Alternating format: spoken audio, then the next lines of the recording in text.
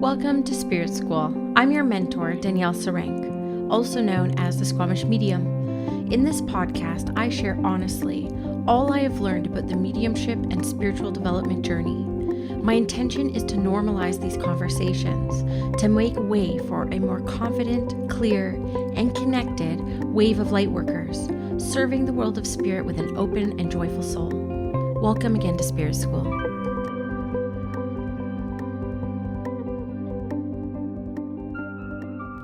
Hello everyone, welcome back to Spirit School. I am so excited to share my interview with Aboriginal medium Shawn Leonard with you guys, and that will be coming up in just a minute. But just a little note before you listen in on the interview that there are a lot of links in the show notes below. We talk about a lot of different sources and resources, and so I have those all linked below in the show notes so you can find Shawn and his work very easily. And also just note that it's very common in Indigenous culture to share teachings through stories. So what you will experience, this is a very long episode, which I absolutely adore. We ended up talking for 2 hours off air and on air, and he was just so generous with his time and just so lovely. I'm the one who actually had to end it because I had my children downstairs, and so I had to leave, but he is going to be coming back for a part 2. We talked about maybe doing this every year when he relaunches his TV show, so season 3 of Spirit Talker. He said he would come back next September and talk to me, so that was really exciting for me. So I did get to ask him everything I wanted to ask him, and I did ask my Instagram audience to submit any questions that they had. So as you'll listen in to this experience we had together, we do cover quite a bit. And I love the way that Shawn teaches through storytelling. So if you love storytelling, you're going to absolutely love this interview with him. I can't recommend him and his work enough. He is such a phenomenal medium, such a generous heart, and really one of those great examples out there of somebody doing this work without ego. And that's a very kind of controversial thing to say because, of course, we're human and ego will come in and out. But you can even just hear it in the way that he expresses his spiritual philosophy, that spirit always comes first. And I think that this is what I admire a lot about him. So I really hope you enjoy the interview, his stories, and I look forward to hearing how you guys enjoy the episode. Now, he does talk about a book giveaway, an autographed book giveaway. So if you want to be entered into the draw to win the Language of Spirit book signed by Shawn and sent to you directly from him, then what I need you to do is share this episode on Instagram and tag both me and Shawn. So you're going to be tagging Squamish Medium and you're going to be tagging Aboriginal medium Shawn Leonard with your biggest takeaway from this episode, whether it's a quote, a lesson, a teaching, a story, something that inspired you. If you could post it in your stories or your feed and tag both of us, I will draw a name on September 30th, which is the day of Truth and Reconciliation here in Canada for Indigenous people. So you have until the 30th to enter. I will keep track of your screen name. It will be a random draw, but that's how you can win the book that he references in the interview. So enjoy. Hello, everyone. Welcome back to Spirit School. I am so excited today for this podcast episode. I think that this is by far the highlight of my career so far, going on 8 years. I have the absolute wonderful Aboriginal medium, Shawn Leonard. How are you, Shawn? I'm well, Danielle. I'm so happy to be here. I know we've been trying to do this for a long time, but sometimes, things just don't align right. And now we are. So it's perfect timing right now. Yes, and I thank you so, so much. I'm so excited to talk about the burning questions in my mind, the audience's mind, with such a high caliber medium such as yourself. So just an incredible honor to share the space with you today and share you with my audience for those who love and admire your work and those who haven't yet been familiarized with your work. So thank you, thank you, thank you. I always like to give a little bit of a background on how I find the people who I ask to come onto the podcast and the people I'm constantly referencing within my own teachings and work. And you are definitely one of them. I always say that you are my favorite medium, living and departed. Like, you're my number one. You're literally the medium who inspires me the most in my work. And it's just even just from watching you work and watching the cleanness and the accuracy and the humility within your mediumship has always inspired me to be an amazing medium. So thank you so much for that. Yeah, but I like to start by saying I discovered you through John Holland's podcast. I used to listen to, I don't remember if you remember the episode you did on John Holland's Hay House I radio do. show years ago. I used to listen to Hay House every single day while I was at work. And I was like, oh, an Aboriginal medium. I didn't know any Aboriginal mediums myself. And as an Indigenous woman who's away from home, I haven't had any influences or mentors within this realm myself. And so I looked into you. I was lucky enough to have a private reading with you in 2000, I think 17 or 18, best reading I've ever had. And then I was able to take your Spirit Talker tribe the first year you had it. And then, of course, a big fan of the TV show and your demonstrations. I literally dragged every medium I knew in Vancouver to your demonstration you did in 2019. And my sister-in-law was lucky enough to get a life-changing contact from you. So thank you. So this is what I want to share, how I found Aboriginal medium Shawn Leonard. But if you want to introduce yourself a little bit and how you would typically talk about yourself and your work for people who may not be familiar with you. Well, I'm a spirit talker. In my culture, we have a word for a psychic medium or somebody who communicates or talks with spirits, a spirit talker. And as I'm Mi'kmaq, living in Nova Scotia, Canada, and I've been working as a professional medium for almost 25 years from my knowledge. Um, how long have I been psychic? Probably all of my life. Would I ever self-identify as somebody that steps out into the world that gives messages? No, not until about 25 years ago. And kind of, I wasn't really looking for it. It's like it found me. And I realized, as I started a spiritual journey, through many hardships that I've been through in life, that everything was leading me to that moment to make a connection with spirit. And even though I'm Aboriginal, Mi'kmaq psychic medium, and spirit talker, I mean, I'm an author of the language of spirit, which I'll show you right here.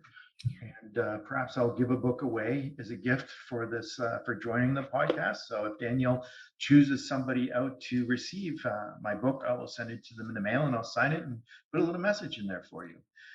And what I'm most proudful of, even though I've been working as a spirit talker and a psychic medium for 25 years, and being an author and having a TV show called Spirit Talker here in Canada, it is called Spirit Talker, but it's on the channel APTN, which is the Aboriginals People Television Network, and it's a nationwide channel within Canada. I'm not sure what it would be like similar to in the US, but we have another channel in Canada called CBC, which is Canadian Broadcasting Services, and that also is a national free channel. So everybody in Canada gets this channel. But what I'm most proud of is being a teacher, somebody who shares their wisdom, their knowledge, their experiences to help others understand the spirit world, as it's been a journey through my whole life to kind of unravel the inner workings of spirit and how they communicate. Hence the name of the book, The Language of Spirit. Is what I've been discovering is how that there is like a language of sorts, a universal language of spirit that uses to communicate to people like myself, like you, Danielle, like John Holland, Teresa Caputo.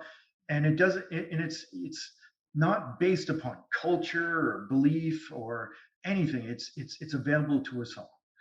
And there may be words that we may use to describe this language, like clairvoyance, clairsentience, clairaudence, claircognizance, clairalience, clairambience. Those are all clairs that describe a way spirit can communicate to, with, and through us for other people, with the intention of validation, uh, you know, proving the existence of life after, and or the continuation of life, but also with the intention of healing people. Because a lot of people that come see me, when I used to do personal one-on-one readings, I now just do live audience readings. But when people used to come to me, a lot of the messages that come through would be validation, but then there would be messages of healing because people were stuck in some way of life, and they sometimes will show me, tell me, help me understand certain things where this person might be struggling, and it would really help move energy within their life that they would have a more spiritually connected life themselves, because then they realize that spirit, one, was real, and two, still loves them, cares about them, and is still part of their life, and wants them to be whole and well. As I mean, anybody that cares about anyone in your own life, imagine if you're in the spirit world and you saw somebody struggling in life, you may come through and one say, hey, this is who I am, validate a few things, but then have a message to help them move forward in life so that they can be in a better space and place mentally, physically, or energetically, so they could live a more holistic life, I guess. I love that. And I can attest you're an amazing teacher, and the teachings that you do share are beautiful. So thank you so much. And yes, we will definitely point people towards your book, The Language of Spirit. A lot of the questions that came through my Instagram when I asked my audience, what do you want me to ask? A lot of it can be found in his book. So I will definitely link it on YouTube and the podcast below. So definitely do check it out. We'll have details on the giveaway in the show notes as well. So thank you for your generosity with that as well. So going back a little bit, and I know like reading your book, which of course I read as soon as it came out, and I loved it. Always love learning about mediums journey to the unfoldment of their gifts, because I personally don't know very many people who develop and sustain the path. Like, it's a hard path. There's a lot that comes up within the path, a lot of self-doubt, a lot of who am I, a bit of imposter. Like, it's not an easy path for a lot of us. And so for someone who's been doing it for 25 years, if you can remember going back even those first few years, how did you develop? Because reading your book, it felt like a lot of synchronicities unfolded, like the story about you with the colleague and tuning in and pulling out some evidence that kind of surprised you. But was there any like formal kind of training that you did, or do you just let spirit be your guide? Spirit has taught me everything. Hmm. Um, and one of the reasons is because I started a spiritual journey in life, which included just having conversations with spirit, just speaking from my heart and speaking out loud and not knowing if anybody really heard me, but speaking anyway, but feeling like I was being heard. And then things would happen in my life to make me be very aware that I was being heard. And then I started to meditate more and create space in my mind and learn how to get still at moments, because I think what a lot of people don't realize is that most of our minds are so busy, thinking about everything, kids, breakfast, lunch, what we're doing tomorrow, what we're doing on the weekend or next vacation. We're so preoccupied with so many things in life that sometimes we don't even create space to actually hear anything. So I realized that when often I would receive things about people, I would have to kind of get still for a moment and create space in my mind, and then an insight would come in. And it may be like a visual, it may be a visual with a sense, a feeling. And I didn't even have words to describe these things at the beginning. I just was going with the flow. Mm. And I learned to trust, because when I learned what I had seen through practice, through meditation, visualized meditation and stuff like that, that when things were getting impressed in my mind visually, that whether it was literal or figurative, if I was to trust it, it was valid. Mm. And then when I got out of my own way, and there's so many times, even now, even doing a TV show, I'm like, oh my God, I know what they're showing me, but there's those moments that are awkward that you're just not sure, but you do it anyway. And to share a story, I mean, if I was to go way back, I mean, the first story that I could really talk about that made me realize that this language was real. I'll tell you two stories, one past, one present, and just see how you can still struggle. Okay. Right? Because it doesn't mean that even if you do this work for 25 years, you don't feel like you're stepping on a limb sometimes. But but the more that you realize that you trust what you see that's impressed in your mind, whether you understand it or not, of how important a message could be that comes through. The first story, like, I mean, I had a connection with my dad after he passed, and that was profound. I had a visitation, and then my life kind of went on. I moved out to Calgary, Alberta, and I started to pray and meditate and have these insights. And then I started to kind of vibe people's energy out, just like was around them. I could sense things about them. If they were struggling, they were having a hard time, so and so was cheating on somebody. It was just these vibes that I had that I didn't know if they were valid or not. And the first time I really had an insight was that, and then I didn't even want to share anything either, because I was kind of like, these are crazy thoughts. But I mean, at that point, I was married. I was in my early 20s, and I thought, okay, well, who else could I trust with these thoughts? Might as well tell her. I'm pretty sure I could probably trust her. And so I would go to my ex work, and she worked at Montana's, even though in the book it says somewhere else. Yeah, yeah. But I had to change a few things, right? Yeah. But and then I would go to Montana's, and I would vibe out people working there, and just for fun, because I realized I could get a good read or good feel for people, not to be judgmental, because I'm not. I'm zero judgment in my mind at all. What people do in their lives is their stuff, and it's not like I was like tuning the stuff that I shouldn't be seeing or anything like that. But I would look at one guy, and he felt like somebody who maybe dealt drugs. And I mean, back in the day, dealing marijuana in Canada was a no-no. I mean, today it's a little bit different. I think you can go to a dispensary and buy it anywhere here, pretty much in Canada now. But and then I felt this other guy, like he was like skimming money from the till, and I felt that somehow, he wasn't as honest as a person. Still no judgment, but just a vibe I picked up. And I saw these two different people that walked by each other, and they wouldn't even look at each other. I said, so they got a thing going on. And so after my ex got done work, I said, what do you think about these people? She goes, well, they're really nice people. She's married to so and so. He's married to so and so. So, do you ever think they might be cheating with each other? And she's like, no, you're crazy. I don't even see them look at each other. That's my point. There's like a vibe there. They're purposely not looking at each other. Yeah. And I said, there's something going on. And I said, anyway. She goes, you're crazy.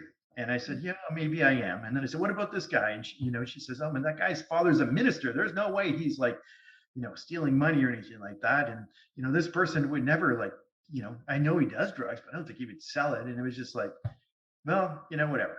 And then within a week, she comes home busting through the door. She goes, you're not going to guess what happened today. It was the craziest day ever. I caught that couple kissing in the kitchen, and no one else was around, and I walked in on them. It was awkward. And the guy got fired for stealing money today. And the other guy got busted for dealing drugs. Wow. All in the same day. Wow. Goes, how the hell did you know that? I'm like, could I really know for sure? No. And that was like the beginning of like, just maybe my vibes have some validity.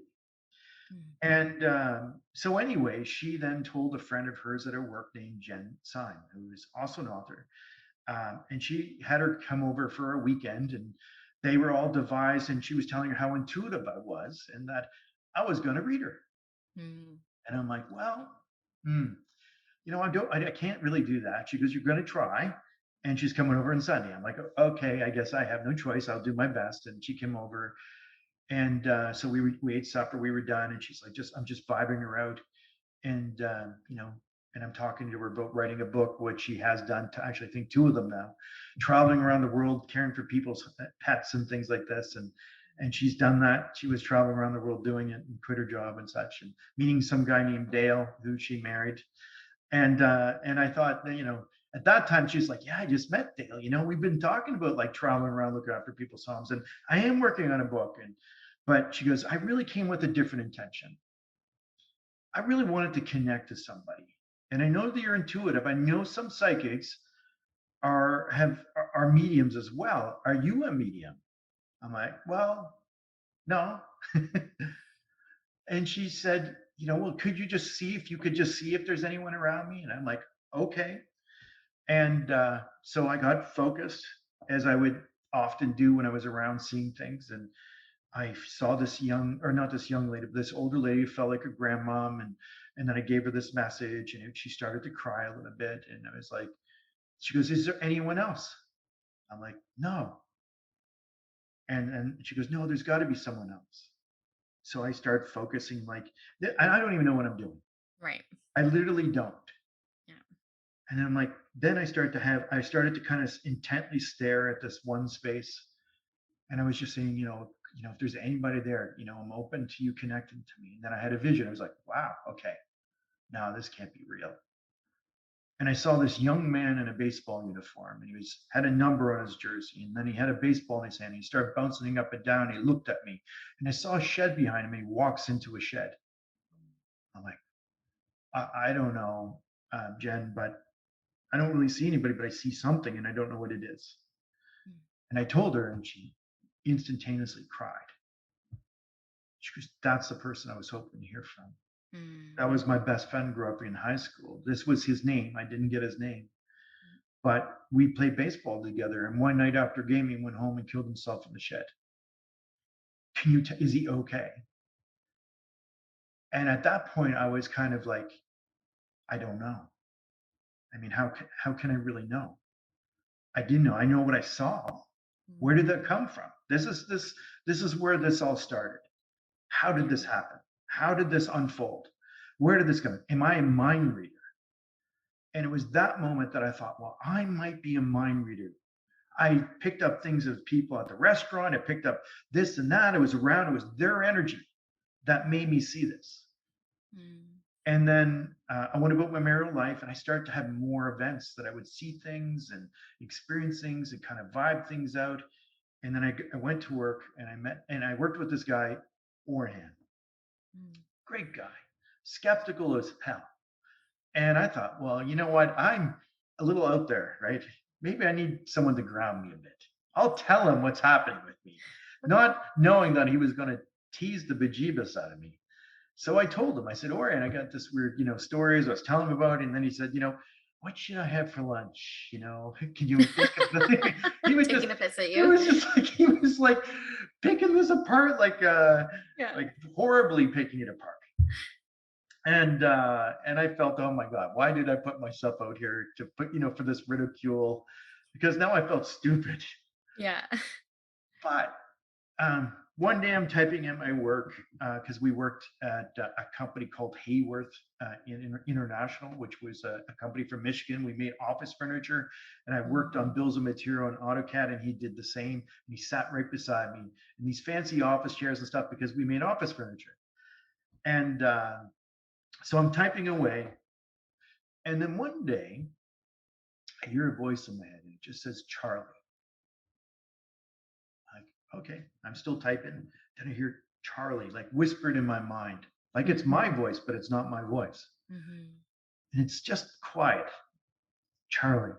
Now you keep hearing, I'm like, okay, what is going on here? And I said, okay, I'm going to go home. I don't feel well. There's something, maybe I'm schizophrenic. I don't know what's happening. And so I went to look at Orion, and it stopped. Like, okay, typing I go, Charlie. And I was like, okay, I have to really pay attention to this. So I turned to Orion. I'm like, I'm a mind reader. Orion's thinking about a guy, Charlie. They're going to do something on the weekend. This is going to tell me what this is. I said, Orion, I got this really strange question for you, but do you happen to know a guy named Charlie? He goes, that's a strange question, Shawn. I'm like, I used to know a guy named Charlie. I said, were you just thinking about him? Because I haven't thought about this guy in a few years. Why are you asking? And as soon as he said that, boom, I had a picture flash in my head. It was an image. And it was a bar sign in Calgary that I've seen before. Kind of a sleazy place. And I wish I could say I've never been there, but I have been there. And my uncle took me there when I first moved to Calgary. Anyway, the bar was called the Town and Country Bar. And the sign was a T, and it had an and sign and C. And it went blink in my brain. I go, oh, that's so weird. Why the hell would I see the Town and Country Bar sign? He goes, what did you say? I said, I just saw the Town and Country Bar sign. He goes, that's the last place Charlie was seen alive. I'm like, what? So what do you mean the last? I mean, I don't have to be too psyched to figure out if somebody says, hey, I've been, if you've been last seen somewhere, something happened to you. And then I had this other image of being at the top of the stairs, going downstairs into this place. There was a little bit of a roof over getting into this downstairs basement, I'm going to say apartment. And then I start to talk to him. I saw a few people around him, and I was like, do you understand this? He goes, no. Are you sure? And then I saw it again. I mean, I described it again in as greatest detail as I could. And he goes, man, I don't know who put you up this. I mean, he says, this guy's name is not even Charlie, it's a Chari. And I said, how did you know this guy? He goes, I worked with him at the airport like 7 years ago. And we used to work together, and we all nicknamed him Charlie. I'm like, I mean, how am I? And I said, I didn't even know you worked at the airport 7 years ago, Ryan. How am I supposed to know who you work with that doesn't have a name Charlie, but his real name is Achari, and that something happened to him and he was last seen at the Titanic. How am I supposed to put all that together? Yes. And he goes, well, maybe I told somebody. So, well, maybe you could lead me to the person that you spoke to and maybe has been talking to me. Because as far as I'm concerned, this is coming from you and your thoughts. And he goes, no, it's not coming from my thoughts. He says, and then I start to see this image of like this place. I said, you sure you don't know what this means? Because I have no clue. I said, and he says, let's just drop this because I'm not comfortable with this conversation. And I'm like, fine, we'll drop it. And then like a month or so had gone by.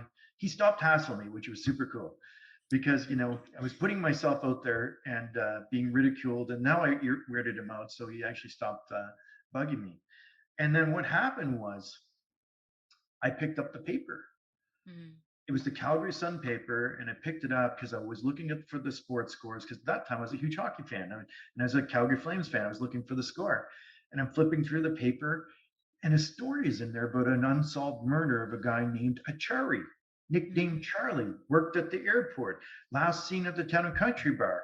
But where he was found murdered was in this downstairs basement house on this street, and they had a picture of the home and like police tape and stuff like this. And then like the picture was what I saw. And it's like, oh my God, this is what I saw it exactly. Oren comes in, he's a little bit late coming in that morning because I always would read it before I start work. I put the paper on his desk, I'm circling pictures and lining things. And he's like, what do you want? Why did you put this here? I'm like, read it.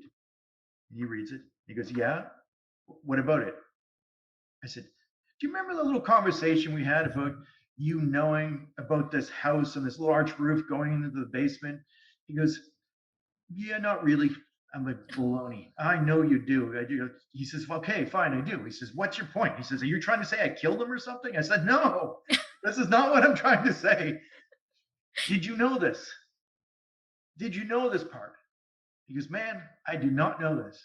I said, how can I prove this to you? Like, what do I need to say to tell you? I didn't know this part, that he lived in the downstairs basement part. This is where he was last murdered or found, or I didn't know that. And he says, when are you going to stop hassling me with this? I said, I'm not really hassling you. I'm just asking you a question. He goes, man, I said, you got to swear on somebody's life. I said, like, I want you to swear on your kid's life, your wife's life, somebody's life you're swearing on. He goes, well, I'll never swear on my kid's life in case I did know and I don't remember. He says, but I can probably swear on my wife's life.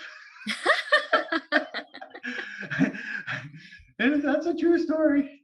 Yeah. And him and his wife actually came to my show in Calgary, I don't know, maybe like 10 years or so ago. And I tell that story quite often at my live shows because it was the moment that shifted my whole reality.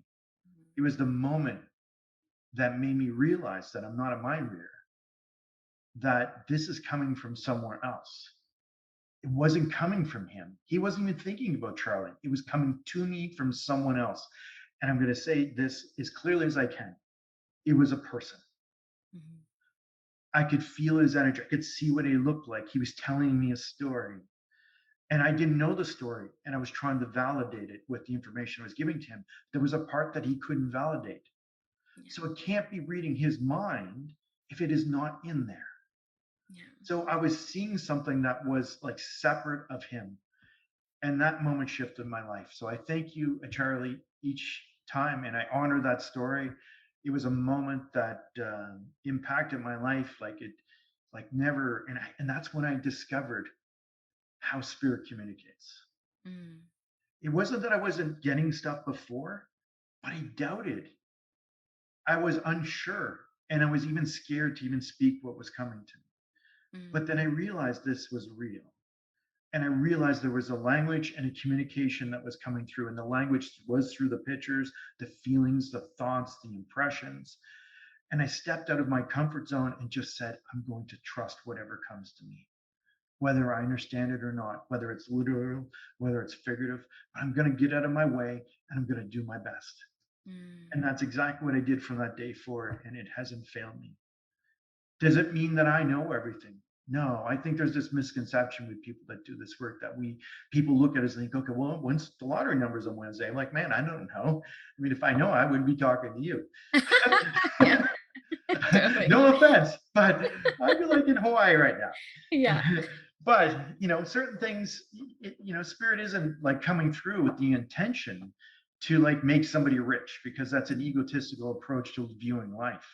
They're here to help you, guide you, validate that they're okay, and then offer some healing message to help you move out of this energy of knowing, and especially knowing that they're okay. Yeah. And that's what I understood from that day forward. And then, Jen Syme went and told some people. My ex-wife was telling some people. Next thing you know, I'm booked for 3 months and not even knowing really what I'm doing. Right. And I just trusted. But I understood the mechanics of which spirit communicates. Yeah. But I also understand what started that journey. And that was that spiritual beginning, where I started to have conversations with spirit, whether I knew they were listening or not. Yeah. And I mean, the coolest conversation, which I know that you know this story, it's also my book, but was Conrad. Do you remember that story? I'll need a play. I'm not the best names, which we're going to talk about, but I'll talk about it. And it was really kind of an odd. This is when I started to like get more into it. And you're right, it's overwhelming a bunch of times. I've actually stepped back from doing readings a few times because I've been so overwhelmed. Being booked for like 6 months to a year, and then still trying to work another job, and it was just too much for me to carry. And then my marriage broke down, and I made bad choices in life. And then it was with maturity and growth and continual work that I've learned how to balance it all out. Yeah. And because I've learned all that, that's where I like to teach people, is that, to move into a space where you balance it now, rather than have to go through all the crazy stuff that I did. Yeah. But the story of Conrad, and this is one of those times that I realized that I was really being heard, because I had this weird vibe. Get that, eh? Being a psychic, having a weird vibe. But I back in the day, it was in 2003. This is a while ago, almost a little under 20 years ago. Mm-hmm. And I had a website. Websites were pretty new back then. Yeah. Facebook did not exist. And I had a website, and I had to have a program called Microsoft Office Front Page 2003. I remember. I had it. And I had my website, and you even had to have a program to get email, because you had a POP server, and then you had to have the email come into your computer. There was no Hotmail or Gmail or anything like that. Yeah. So, and it was all like Outlook was the program in Microsoft Office 2003. And I got this weird vibe that, you know what? My computer's going to crash. It went blinky for a second. I'm like, whoa, what was that? And so I said, I talked to my then ex-wife, now ex-wife. I said, I got a really strange vibe that my computer's going to crash. I think maybe I should get a new one. Now, back then, even though I was doing readings, I charged very little. So little that another medium actually had to come into my life and say, listen, you should be charging way more than you're charging right now. He says, you're overwhelmed, and it'll weed out all the people that are just coming to get the lottery numbers. Yes. That people are serious about receiving a message from someone, as opposed. And that was another professional medium that gave me that advice. And her name is Christina Hurley, and I think she still works as a medium. So thank you, Christine, if you're somewhere out in the world. Anyway, my computer did crash. And then my then wife says, well, we can't afford a computer because, they're like $800. We don't have $800. Yeah. You better pray about it. That's what she said. And sure as enough, my computer crashed. I said, look, it had the black screen of death. Nothing is working. So I really had to break down, take my credit card, go to the store to get a computer. And I turned it on. I was so happy. Brand new computer. And it turns on, and I'm like, oh my God, I don't have any programs. Because I borrowed the program from a guy named Conrad, who used to work at the office furniture company. Yeah. And he didn't work there anymore. And I don't know where he is. So then I look up how much that program cost back then. It was like $700. Yes. Like, oh my God. Tell my ex-wife, I have to go buy this program. She goes, no, you just bought an $800 computer. You're not buying a $700 program for that computer. Where did you get it in the first place? I said, well, I got it from Conrad. I used to work with this guy, Conrad Kardashian. And she goes, well, you better find them. you better pray about it. Yeah. So I started talking to Spirit. I said, Spirit, I don't know. I need to get a hold of Conrad. I don't know how you're going to make this happen, but I need to find him. I need him to show up somehow. I need to bump into him, but I need that program. If you want me doing this work, I got to check my email, which I can't do. I don't have a website that I can even change. Yeah. You're going to have to give me the program somehow or get me a hold of Conrad.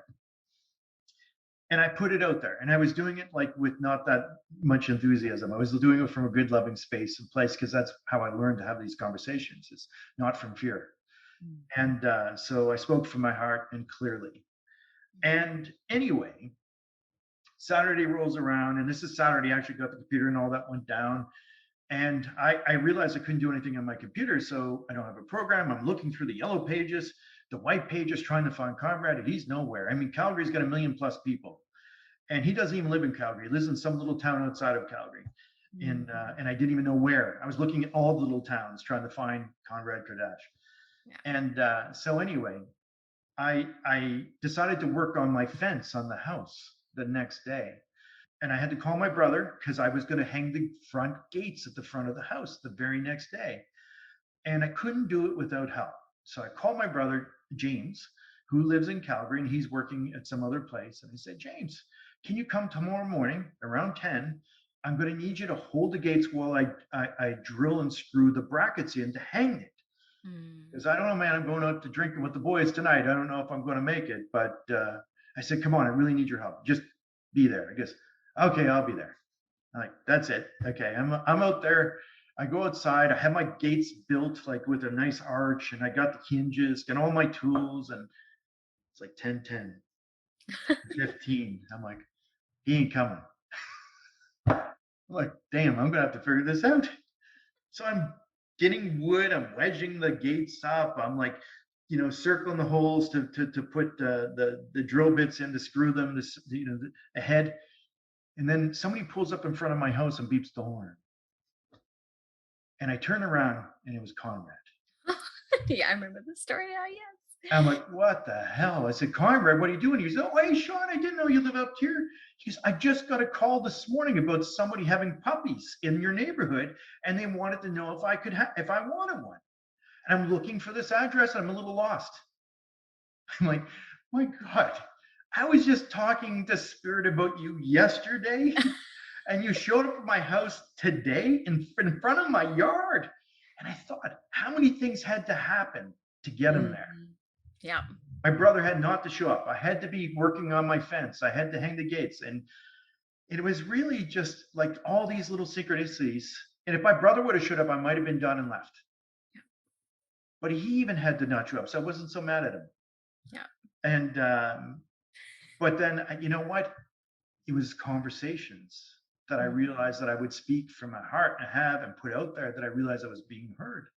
Yeah. And that started this whole speaking with Spirit even greater. And I know in Indigenous culture, we do ceremonies where we talk to spirits, and we do a pipe ceremony and things like this. But I wasn't doing any type of ceremony. I was just like speaking as if I would if I was in a ceremony from my heart, speaking out loud, asking for help from the ancestors or whatever, my guides, my angels. Yeah. And I instantly received that. Does that happen every time in my life? No, I wish it did. Exactly. Would you be here with me? But it only has to happen once to shift your whole awareness of what is possible. I agree. And that's a good place to start. And it made me. And then I started to work harder at this spiritual work, and my heart was in it. I was like passionate about it. And I just wanted to go deeper and more and learn more, connect more, and see how it unraveled, and understanding that how Spirit communicates. Yeah. And it's brought me to where I am today. Yeah. And I love it. I love Spirit communication, how they speak, and even the things you don't realize what they're telling you. And I'll tell you this, I do a show, Spirit Talker, on APTN season 2. It's coming out September 15th. And if you're not in Canada, you can watch it on aptnlumi.ca. So aptnlumi, LUMI.ca. And if you have to have a VPN, like NordVPN, a virtual network to get on there, and say you're in Canada, because just so you know, I'm watching US Netflix all the time. So I'm using my VPN to say I'm living in New York somewhere, so I'm watching it. Just a tip. We're getting some If you, shady tips here. It's all yeah, good. It's like, go to the yeah. dispensaries, I get the pay for my VPN. VPN. I pay for Netflix. It's not like I'm doing it for free. But and even APTN has a membership service. I think the first week is for free, so you could binge watch Spirit Talk if you wanted. So So season good. one's out there, season two's coming out, and so anyway, season one of Spirit Talker. Now fast forwarding so many years here, right? Yeah. And now I'm like got a TV show. I mean, my whole life is a bit of a. It's just like when you're in your path of life, it unfolds. Yes, I agree. The right person, the right interview, Conrad shows up. It's just everything starts, unfolding in your life, that when you're in alignment with your path. If spirituality, mediumship, anything like this is your passion, then spirit will assist you in sending you the right people, the right circumstances, and especially if you're coming from the right heart space. Because spirit is in alignment with that. If you want to be in alignment with spirit, come from higher level energy, not fear, not worry, not doubt, but come from love, trust, faith, truth, courage. You know, come from those spaces. And then when you step into that, even if you don't know, you'll realize that spirit's got your back. Yeah. And on the TV show, I'm filming in front of a live audience, reading people. There'll be 120 people each community that I went in season one. And I was in Yarmouth, Nova Scotia, which was Acadia First Nation. And this young lady had connected to me who looked very slim and looked like she probably passed from cancer, connected to me. She told me her name, and then her mom stands up and she says, "That's my daughter." And then, what I didn't know is that this lady's, that was in spirit, her sisters were there too, sitting beside mom, but didn't understand. And so I'm having these messages come through. And then she shows me something that is very odd. And I'm like, feel so awkward. I'm like, oh my God, I'm being recorded on TV right now. This is all going through my head. I can't see this. This is a grieving mother who lost her daughter. How can I approach this? And I'm like, I mean, it seemed like an eternity in my head being on stage in front of people, like where I was so doubtful and fearful and scared. But I just said, okay, I prefaced it, I'm so sorry, but I've sworn the spirit I would say whatever I have seen. This must mean something to you. And again, I apologize, but your daughter just showed up in here in only a bra. I'm sensing that there's some reason for this. And I'm sensing there's something special about the bra. And I'm so sorry, but she's just wearing a bra. And she just took it off. Like, it's all blurry, just so you know. It was like all fuzzy, but it was like she held up the bra to me. I was like, did you do something with a bra? And she just laughed. And then the sister stood up. And because it's something that only the three of them know, that they've never spoken about to anyone.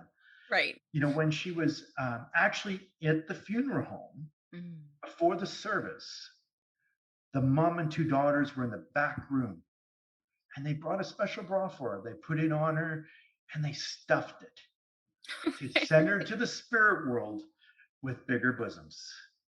That's the truth. She had lost so much weight, and they said, we're going to send her off like being stacked here to the spirit world. And that was a joke they had. Nobody knows. They never talked about it with anybody. It was just an inner thing that they had between the three of them. So anyway, they that's what they did. And she just laughed. She goes, "Well, does she like them?" Like it? And she goes, "Yeah, she does." And but it was a moment. Yeah. To expect the unexpected, because just because you're a psychic medium, a spirit talker, whatever it may be, doesn't mean you know what something means. Thank you for saying that. I don't always know, but you have to trust. Yeah. You have to step out on that limb and give it anyway.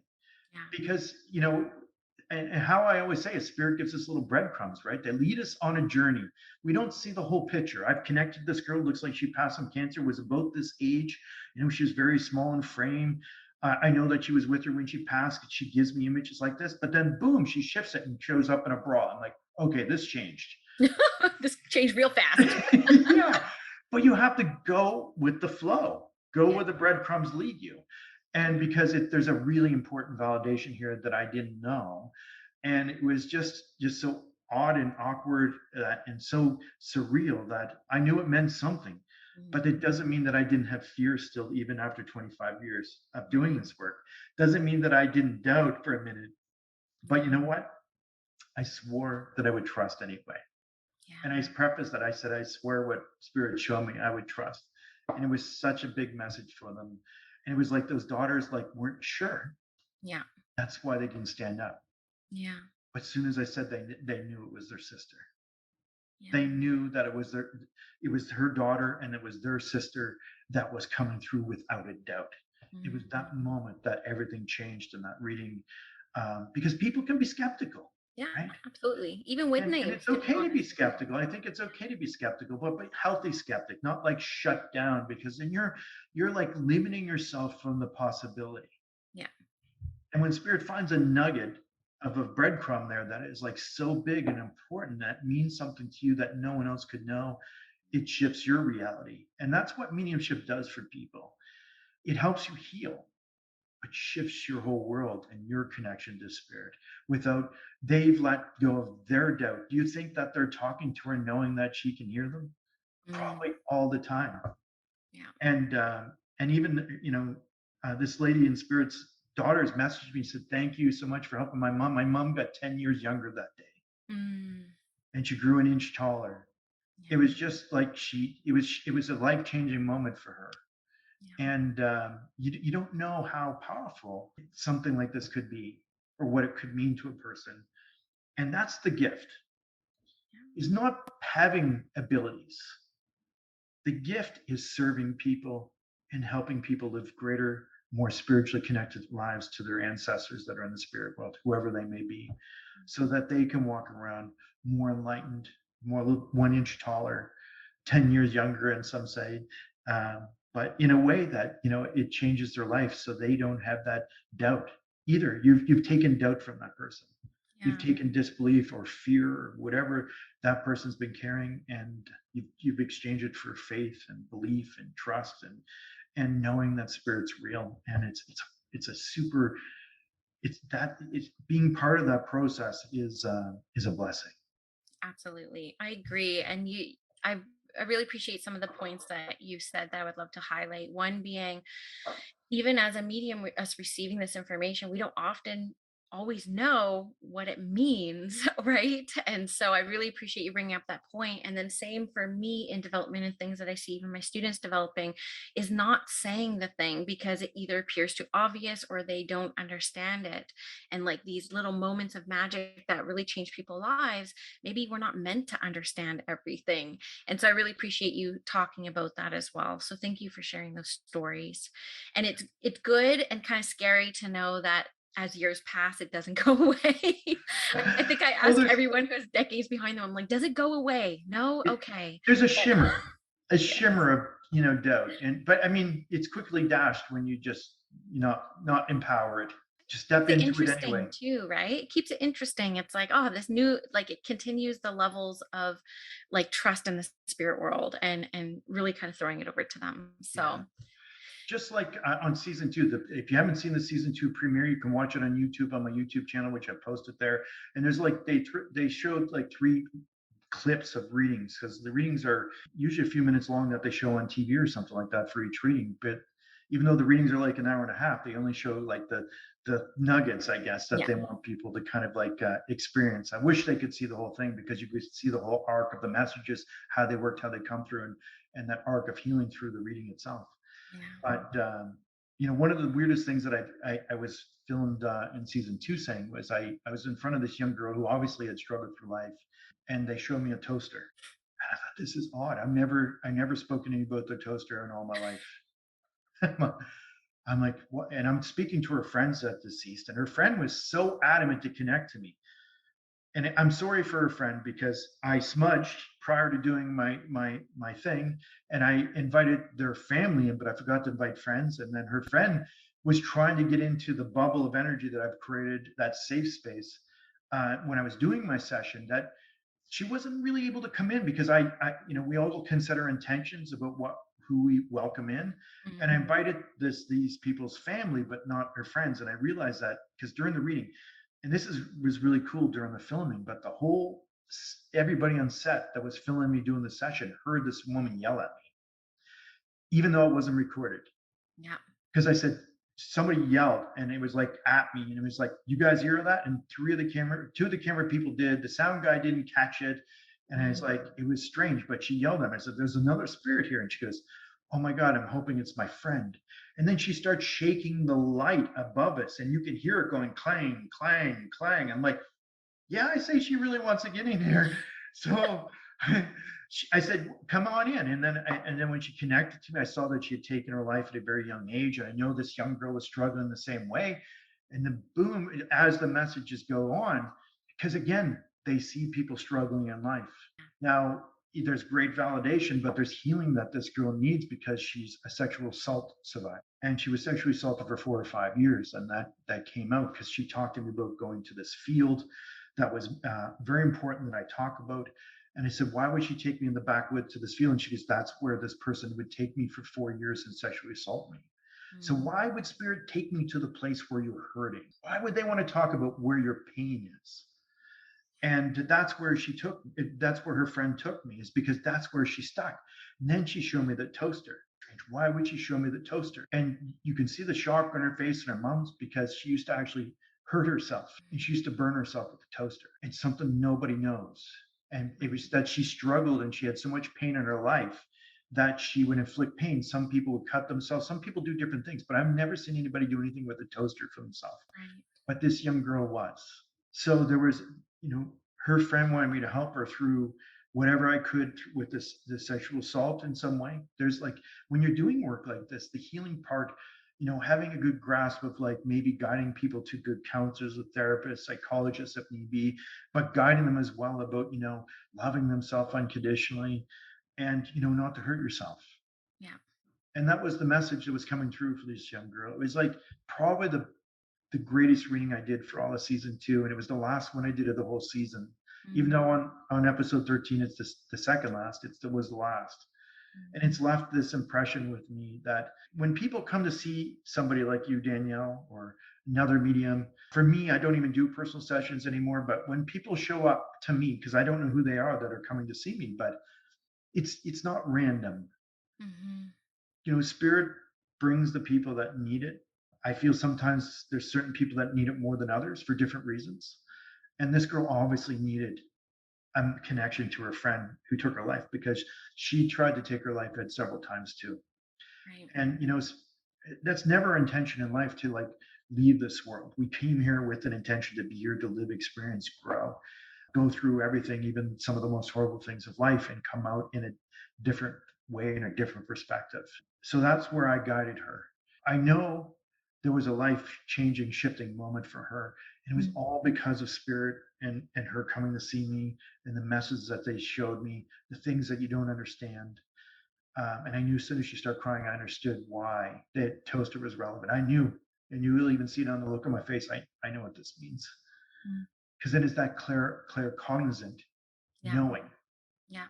that I know what this means. I know the message here. I know why they're showing me this, Yeah. but I also know what I need to say to this person. Yeah. And that's equally as important as seeing things, Mhm. is how to approach people in a good way, in the Yes. right way, from a loving space with no fear, kindness, compassion, courage.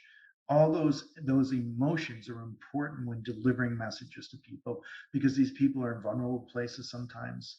They're Mhm. hurting, they've struggled, they've tried to take their own life for different reasons, and you have to approach them like with enormous amounts of love Yeah. and non-judgment, because and I know spirit put her in front of me for a reason. It's not an accident that she showed up there to receive that. I think what you could see at the end of the clip is that she has now new hope in Yeah. her life, and you can see the light in her eye. And that, because that light, she was in a sense, I like to say she was re-enlightened, Mm, knowing that spirit is real, that this is not all random. She didn't suffer, and her whole life doesn't have to be suffering. yeah. This work is like massively important, and you have to approach it from that same space and place and integrity, and do it from your whole heart. And being part of that process is a gift. Again, not so much the seeing stuff, which what people think is like the Yeah. coolest part. Clairvoyance. Yeah. It's really being part of this process where you can help change people's lives or help them heal. That's the real gift.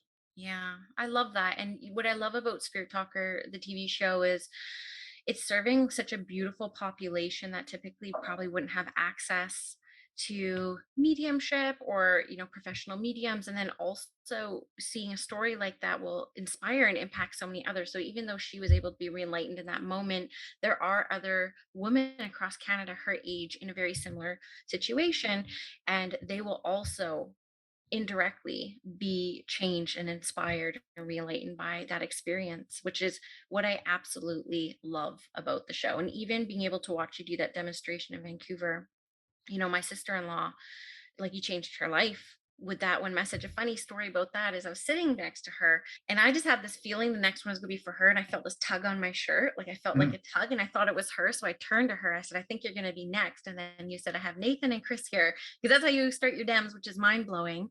And she just stood up like a robot because there's only one person in the room with a Nathan and a Chris there, right? Which is what Yeah. I love. And you changed her life. You have no idea. Like, I think she's trying to write you and stuff like that too, but again, such a vulnerable population of people who don't typically have access to this type of healing, which is what I love about the show and what I love about your work. And so thank you for that. Well, that's like, I mean, not all messages come from having a direct reading with the person, too. Mhm. And that's why I think stage platform readings are important, because I'm one person. I can only reach so many people. But when you're in a group and seeing these things take place for another person, you're part of it. Mm. And there might be a message for this person that reaches seven other people. Yes. And I'll use the common thing that John Holland says, which is he's a good friend of mine, that he says that some people are getting the direct letters, Yeah. and then other people are getting little postcards. Hmm. And those postcards are messages for other people that Yeah. means something to them. Even though I'm reading this person, what comes through, affects a lot of people. Hmm. And when I do a show, I think about it this way: that even though I maybe read 13 to 15 people in the audience because of time constraints and my energy levels, because I can only be in an energy for so long before I start to burn out and get tired and lose my connection, and then I feel like I'm not doing great mediumship, and I don't not like doing great mediumship. So you have to balance your energy, or you have to know what you can do and not do, and know those boundaries of your energy. That you Hmm. start getting tired, you don't give what you need to give to a person or a people or an audience. I like to think, even though there's 13 or 15 readings I do for those people or those families that are there, those 13 or 15 people have a similar story to everybody in that audience. Yeah. And everybody's touched by those messages. They're touched by that healing message. And Hmm. it resonates with them in a way that they walk away knowing that this peace and knowing that their loved ones are with them too, instead of getting direct validation that, Chris and Nathan. I mean, it's nice to say those names, but it's the message that your sister may have gotten. It was your Sister-in-law. Yeah. sister-in-law that got that. It maybe affected five other people there that Absolutely. resonate with them too. Yeah. That's the cool part. And spirit's intelligent enough to know that if you connect to that person, this person, this person, that everybody's touched. Yes. They have that divine intelligence. Yeah. It goes beyond even our understanding sometimes. Yeah. I feel like that. What comes out, what the messages that are meant to be will touch everybody with one thing or another. Yeah, see, I'm a clairsentient girl. Like, I've always like clairsentience just seems to be the first thing that came to me, like the emotion. And sometimes when I'm watching Dems and even sitting here with you, and when I do, it's like it's a charged atmosphere. Like, you can actually feel a healing atmosphere. So I often tell people, if I'm doing group work, I'm like, even though you might not receive a message, just enjoy sitting in this extremely healing, beautiful, vibrant, sticky energy that Mhm. we're co-creating from being here with a very common goal, right? To see some healing take place. And when I attend demonstrations, because I don't have a deep need for mediumship, because I feel I'm good, I'm squared away with a lot of my loved ones, I love sitting in that healing energy and atmosphere. I feel like at a cellular level, I can feel it. I'm like, I just feel like nourished, I think, in that space, right? Yeah, I totally get what you're saying. Yeah, absolutely. I feel nourished in that. I go to see mediums Yeah. like John Holland, or I'll go see John Edward, or I've even went to see Teresa Caputo. I didn't, Teresa Caputo, she is a real medium. Some people say that maybe she isn't, but I think she is. I saw her work; she definitely is. But what I found different was that her audiences were so large Mhm. that there was some moments that everybody felt it, but there was a few moments there that I felt disconnected because they were too big. Yeah. And I feel like even the crowd size is important, to not go too big, to Mhm. keep that consensus of energy that is coherent with everybody. So I mean, I applaud her success, but I feel like there's something to be said about maybe not having as large as audiences, like 8,000 people or something like that. Yeah. It's hard to connect to that many people in that way. I mean, she's got a huge amount of energy, though. Great bubbly Yes. personality, and obviously very beautiful. And and that personality comes out for sure in a live audience. But I think, my shows are never that big. I mean, it'd be awesome if they were, but I would still probably not go that large, just to feel the vibe, Yes. just to make sure that everybody in the audience itself is in that zone, that place, that space. And I Yeah. could see you do that at your demonstration that I was at. And I really love that. And I took notes because this is why I watch mediumship. I'm taking notes. But there's a point midway where, to get the energy back, you ask the audience, like, do you have any questions? And then give them an opportunity to kind of like pick up that energy and kind of like help co-create that energetic space, right? Yeah. Yeah. Yeah, I loved it. So I can't let you leave without a couple more questions Sure, you because can ask me. I'm here as long as you want me to be oh, here. really? Okay, because I'm always trying to be super aware of people's time. I can't let you leave without names. Like, I know they're not everything, and I personally only get names once in a while. And I've asked you this before, but when I threw it out to my audience, like, this is just one of your signatures, right? It's just, you're working with Shawn Leonard because the first thing he's coming at you with is a very accurate name. So I'm just kind of curious, when it comes to the language of spirit, do you receive them more clairaudiently, claircognizantly? Like, what was the first experience that you knew you got names, and how have you sustained that? Well, the first time was Charlie. Charlie, okay. Yeah, That was the first moment that I heard somebody speak to me in my mind. yeah, And it's like a thought. It was like a mental, verbal thought that came into my brain, and it just said, it wasn't a loud voice. It just said, Charlie. Over time of development, I've been able to hear spirits verbally. yeah, Sometimes, mostly I hear them.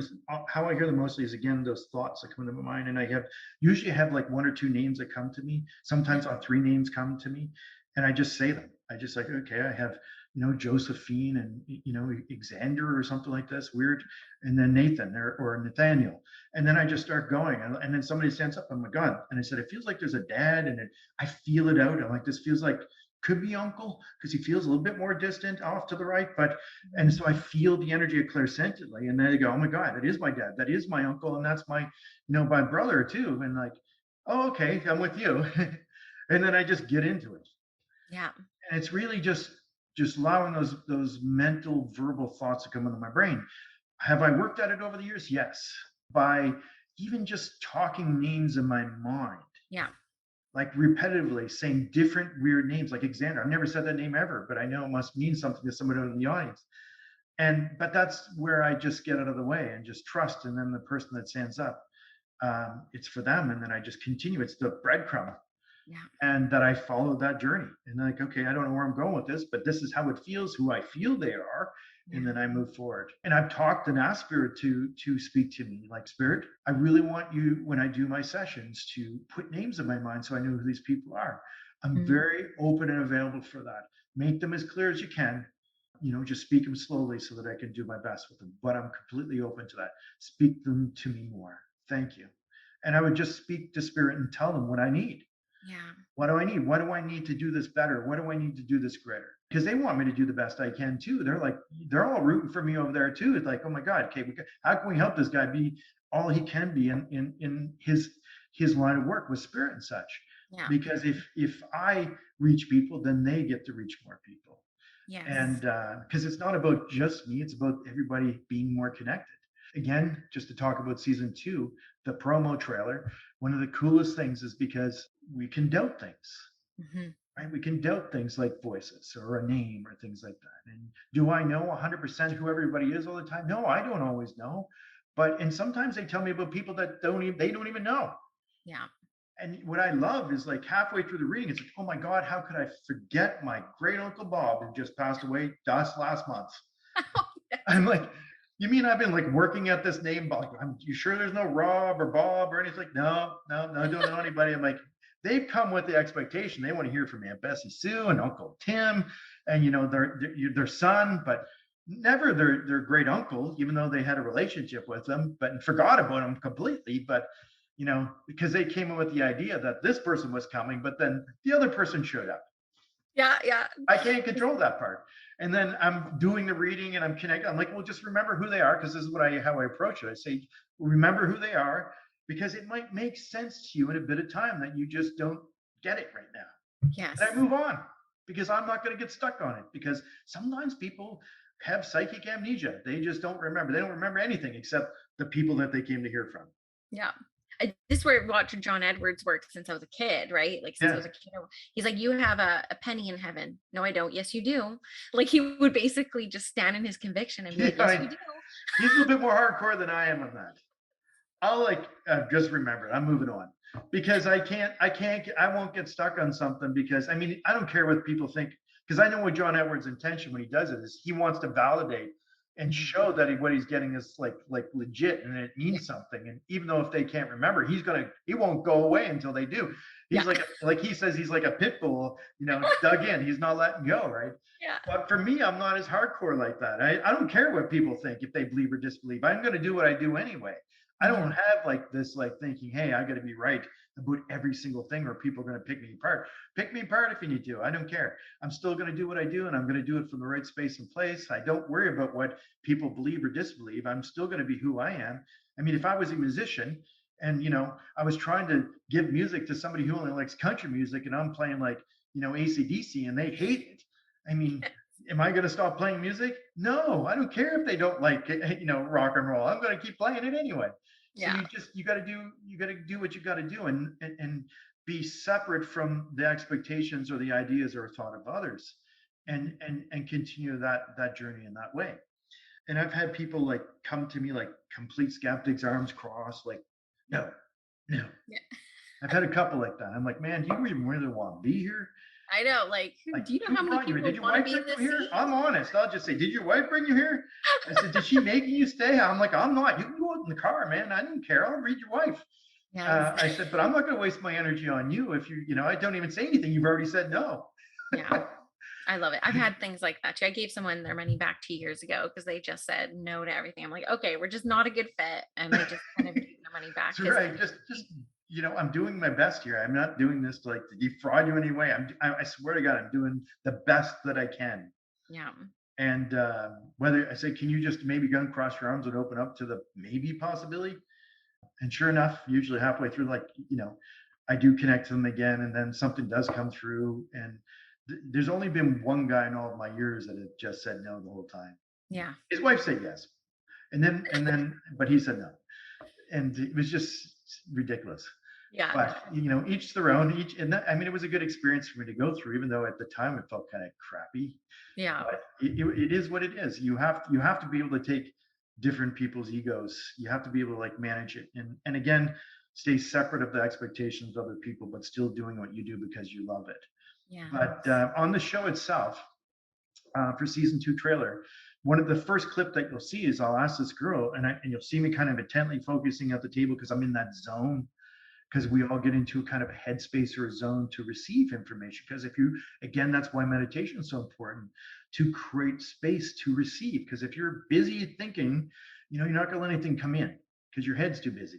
So you got to kind of get in that zone when you create some space. And I'm like, okay, there's a father figure. Your father's passed. She goes, well, I don't really know my father. And then I'm kind of staring, okay. And I heard, tell him it's Frank in my head. I'm like, well, do you know somebody named Frank? And she goes, yeah, I know Frank. And is he passed? Yeah, he's passed. Tell her it is Frank. And I said, it is Frank. He's your dad. And she's like shocked because she didn't know her dad her whole life, has not known. But there's been one man that has been coming around her whole life that was like a father figure and showed up. He would take off for some time and show back up and awkwardly, weirdly spend time with her, but she didn't know why. And it was like a big secret. Yeah. I mean, her mom would never tell her who her dad was. Yeah. But Frank always showed up. And she spent a lot of time with Frank, and she loves, but she never thought about him as her dad. Right.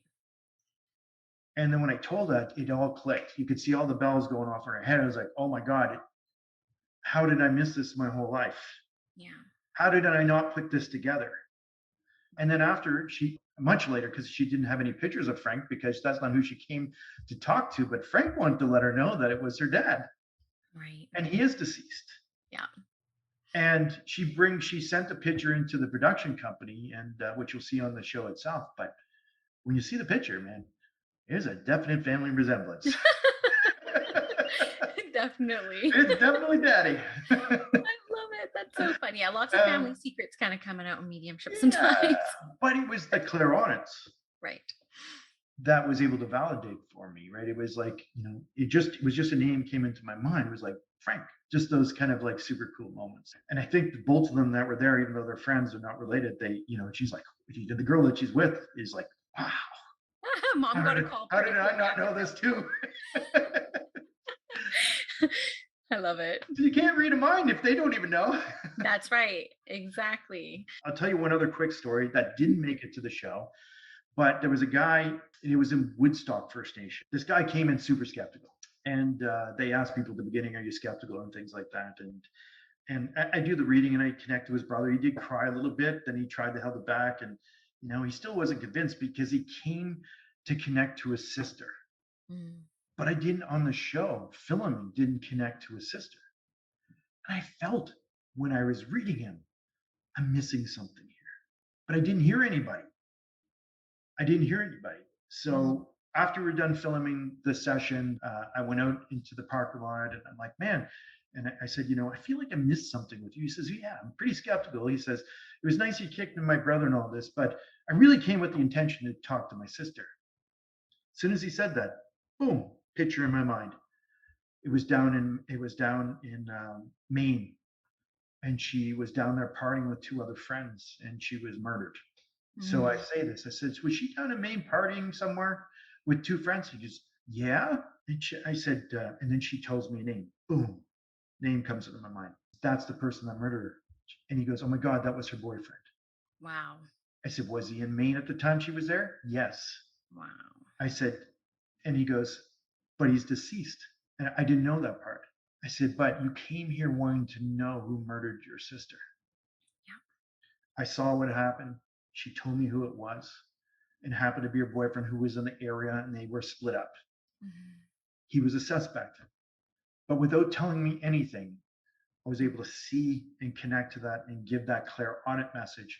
And then he went in and did his interview as like a complete believer. He's like, even though that part was not shown on TV, it was what I talked to him about out in the parking lot that I was able to tune into, that it was that a shift that took place with him. And I think his name might be Valentinio or something like that, but really super nice guy, ex police officer himself for the First Nation community that he lived in, and had been struggling with spirit his whole life because his sister was murdered. Hence why he became a police officer. It changed his life. I mean, I do feel like everything happens for a reason. But clairaudience, it'll sneak up onto you sometimes. You don't know when it's going to happen, but when it does, talk to spirit and tell him you're open, you're available, and then work at saying names in your mind. And one day you'll be just sitting there staring at somebody, and boom, a name will pop in your head, and you're like, Bridget. I just heard Bridget. Yeah. I'm like, oh my God, my grandmother's name is Bridget. See, and I love it because I messaged you after my second demonstration I ever did. And I remember that I messaged you because I was like, they were so different, the first two, and I just had some questions, right? I'm like, I have some questions. But I think that first night I ever demonstrated was the first time I ever experienced like true clairaudience, and it was magical. And it was actually so much easier for me than clairsentience. I was like, this is like ease.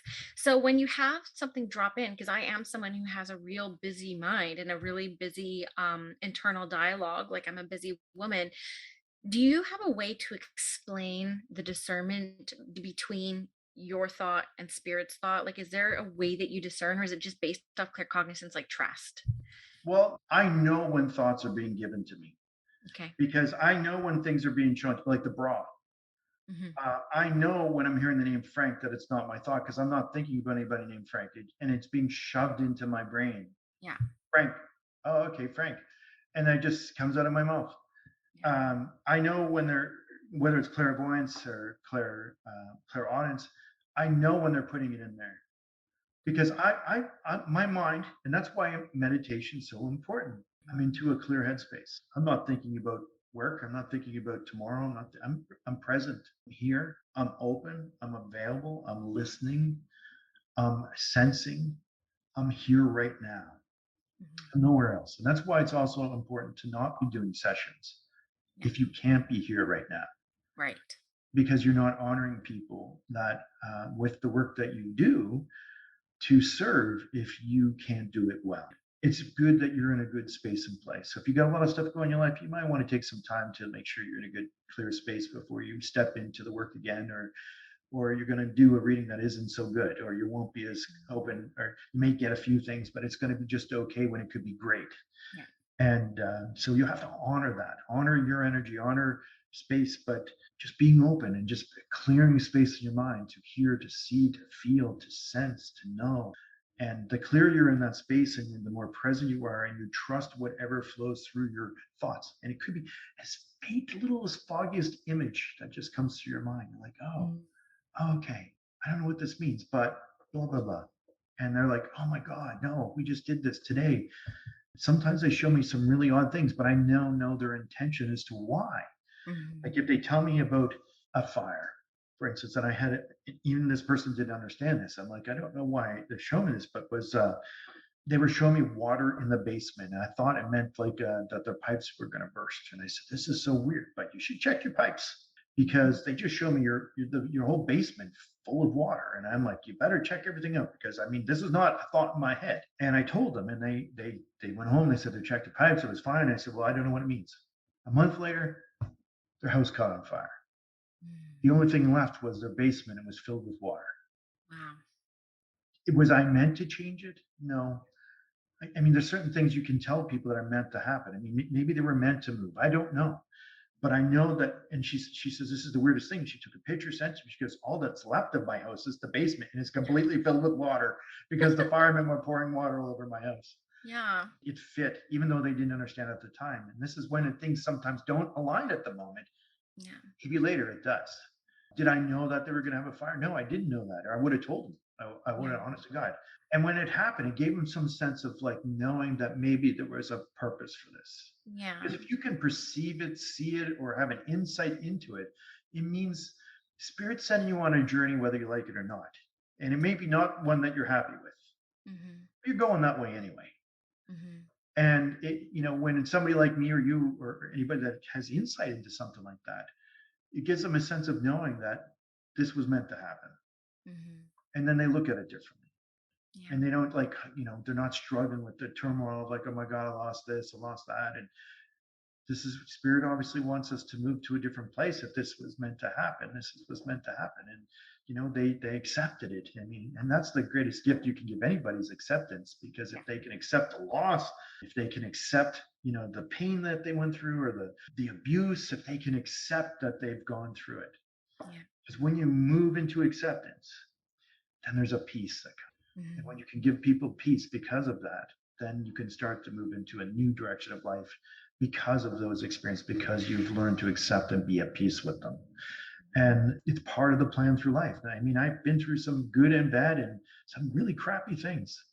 And I wish I could say, because I'm psychic, that I've made all the best decisions in life. And even though my gut would say, hey, dumbass, sorry for my words, but you shouldn't be doing that. I'm still a real person, right? Yeah. But you do these stupid things anyway, and then you find out later it was just dumb. You should have just listened to your freaking intuition. You didn't do it.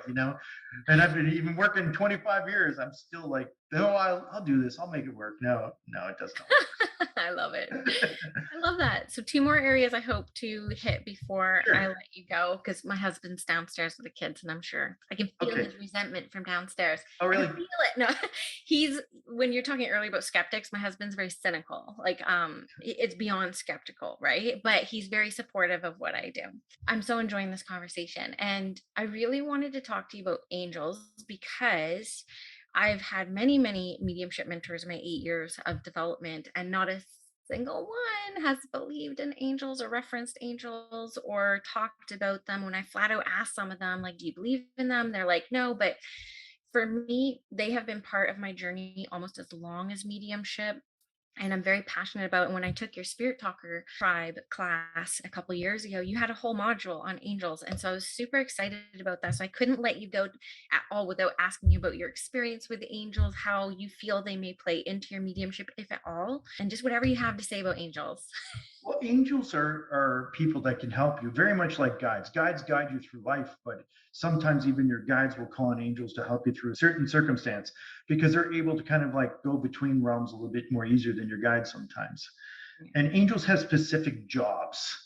And I wasn't sure about angels myself because I mean, being raised very young in a Catholic type of belief, I mean, I kind of stepped away from Catholicism altogether, and I thought it was all a bunch of malarkey, in my opinion, at some point. But then I started to shift my ideas about maybe some of this actually might be being legitimately real. And now, because like I speak about angels and teach about angels, I have my own connection to them myself. And I'd seen some in dreams that I had, and where they had connected to me, and I felt them, I'd seen them. But recently, something really cool that happened to kind of like even further that understanding that they're there is because I have digital recorder, Mhm. and I often, even when I do all my sessions, I record all my sessions in person. I have it down on the table, and even during my sessions, you can sometimes hear the spirits talking to me, talking, and you can actually record them speaking. Are they there? Yeah, they're there. I've had family members identify different family just because they could hear them when I play back. If they don't hear them, if I hear them, I say, "Oh my God, I just heard somebody say this and this." So after the session, I mark it and we go back and listen. And then you can sometimes actually hear that person saying that, which is super cool. I've not really like relied so much on what I may read in a book somewhere. Mhm. I've really gone out into the world to kind of explore spirit for myself. Mhm. And I feel like why sometimes mediums don't have a connection to angels because a lot of mediums where they are in their development may feel kind of icky with religion Mhm. and that identification with religion in some way and that angels is part of that religious type of belief system, right? So they kind of want to remove themselves from that, and I do as well in some sense, but if they're real, they're real. And I've kind of gone into that realm to kind of explore spirit. What is spirit? Mhm. Where what levels is there? Angels, are there guides? I mean, can I prove that they're real through my visions and things like that? Maybe I can't prove them to everybody, but I can prove it to myself, Mhm. and then it forms my understanding of what spirit is, and then I share it. Whether people believe it or not, that's their opinion. I don't really care what other people's opinions are. I don't operate my life in that way. Yeah. I operate it from my own beliefs and my own convictions, and I know the intention which I approach everything and what spirit means to me, and it's still always unfolding. And some mediums, that unfoldment hasn't happened for them, and that's okay. That doesn't mean they're not connecting to people in spirit world or not they may be still receiving messages, but that element or that part or that connection to an angelic realm hasn't unfolded for them in that way, which is perfectly fine, Mhm. each to their own and how they choose to serve people. But one of the things I often get, and if you go to my YouTube channel, is spirits talking to me, and I record them actually quite a bit, so I know they're not just crazy voices in my head if I'm recording them because they're really there. Yeah. And so I record a lot of people saying different things to me. And one of those things is my guide. I have a guy named Victoria. And there's a great clip on my YouTube channel of when I went to help an earthbound spirit, because there's sometimes spirits that not have transcended into light. Mhm. And I went to help this one spirit on an island in Nova Scotia called McNabb's Island. And I met a guy there named Howard Carter. And you can actually hear him telling me his name, and he's got a breathy kind of voice, and he actually was looking to be helped, and you'll actually hear him saying his name to me, Howard Carter. I'm like, okay, there's a Howard Carter here. But the cool part is, it's not only am I trying to serve and help this man move to a higher level energy, because that's the difference between earthbound spirits and people that have moved into the light where they're non-locale, is that people haven't moved into the higher level of energy yet, where they could be at many places at once, where an earthbound spirit is pretty much in one space or place or time, still clinging to their earthly ego of their one life when we live many lifetimes. And there's many aspects of us from many lifetimes as well. But I caught and recorded Victoria, my guide, speaking to him. And this is where it gets cool, because you'll hear her speaking, saying, she says a sentence to Howard, and she tells him the light way the light is. It's a breathy voice, because spirit with voice sometimes comes with a breathy voice. So she goes, the light way the light is. So in a very small, soft spirit voice, recorded from my guide Victoria, speaking to Howard Carter, that's looking for a way to transcend the earthly place from which he's resided in for many, many years, if not maybe 100 years, into the light of the other side. She's telling him the light is the way to go. Yeah. So the light is real, the light exists. And if you ever hear and speak to anybody who's had a near-death experience, they will speak about the light. I've seen the light when my dad connected to me when I was 16. Very profound visitation moment in seeing the reality of the spirit world as opposed to the physical world we live in. That was a story in the book that you'll have to read. I can't tell today. I was not that long ago, I was with some people from Spirit Talker Tribe. And one of those students was Ann Bennett, who is now working as a medium in Nova Scotia, based on the teachings that I helped her with. And she's still scared of earthbound spirits because they have that ego, that personality. And, and this is the one thing I'll disagree with religion. Everybody's demons and negative and dark. And it just, even spirits you talk to, they're all demons, which I think is actually freaking ridiculous. They're all just people, for God's sakes. Different levels of energy, yes, but they're still people. We can still care about them. We can still have compassion for them. I meet everybody, whether they're an arsehole or not. I'm still kind.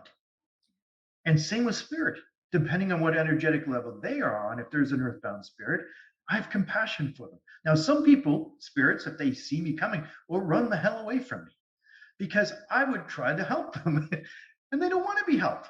Yeah. Just like some real physical people still living in the world. True. they see me and they're like getting the hell away from me. They just like, they're going to think I know whatever about them, whatever. But anyway, we went and did an investigation at an old radar place here that was owned by the military, and supposedly some guy had died out there.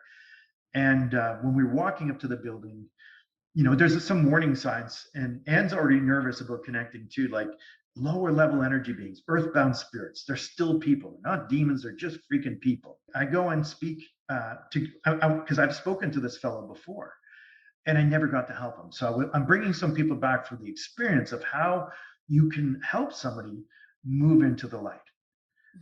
We were going there, and there's like all these signs going down the trail, and she's nervous about going to the building. It's all no trespassing. We shouldn't be there because it's an abandoned building. It's owned by somebody, but we're going there anyway. And she's a little nervous, and she's worried about maybe we shouldn't go up to the building.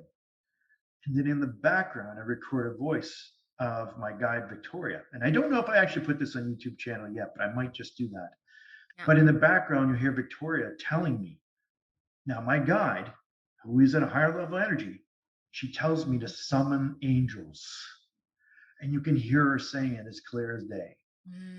So if my guide, Victoria, who I record very often, and you can hear her voice on my YouTube channel, is speaking to me about angels, I'm pretty sure she's got a little bit more insight than a lot of people that are still here on the physical plane, considering where she resides from.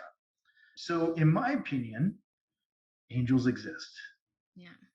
Whether you choose to work in that realm, that's a personal choice. Do I feel like they've lived lives? No, I don't. I feel like they're a being that was created by the Creator that solely exists in the light of the other side, but to assist us through life in some ways, to help us. But maybe called upon by your spiritual guide, maybe called upon by the council for whatever reason in life. Maybe you need an angel to help you through something. They're usually very silent. They don't speak.